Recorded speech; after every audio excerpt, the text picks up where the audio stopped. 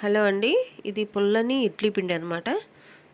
చెట్లు వేయడం కోసం దీని నుంచి బాగా పులిసిపోయింది. దీనిలో ఒక చిన్న బెల్లం ముక్క వేసుకుని మన చెట్లకు పోసేసుకుందామండి. ఎందుకంటే మట్టి సారంగా అవ్వాలన్నా మట్టి సారం పెరగాలి కదా.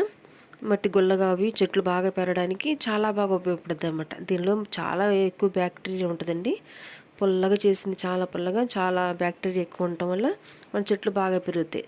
ఒక డ్రమ్ తీసుకుని చక్కగా దానిలో రెండు కలిపేసుకుందాం. బెల్లం, ఇడ్లీ పిండి వేసేసుకుని నిండా నీళ్ళు పోసుకుని చెట్లు పోసుకున్నాం అనుకోండి, చెట్లు బలంగా పెరుగుతాయి, మట్టి సారం అయ్యిద్ది, మంచి మంచి కాయలు కాయడానికి, ఎక్కువ పూత రావడానికి సరిపోద్దండి. చాలా బాగా ఉపయోగపడుతుంది అనమాట. చక్కగా ఇలా చేసుకోవచ్చు. ఇడ్లీ పిండి ఉన్నప్పుడు పడేయొద్దు. ఇలా నింపేసుకుని మీకు ఎన్ని నీళ్ళు కావాలంటే ఆ నీళ్ళు కలుపుకోండి. చక్కగా కర్రబెట్టి శుభ్రం తిప్పేసుకుని చెట్లు పోసేసుకుంటే చెట్లు పచ్చగా ఉంటాయి, మట్టి సారం పెరుగుద్ది, చక్కగా ఉంటుందండి. ఇలా చేయండి. ఓకే అండి, బాయ్.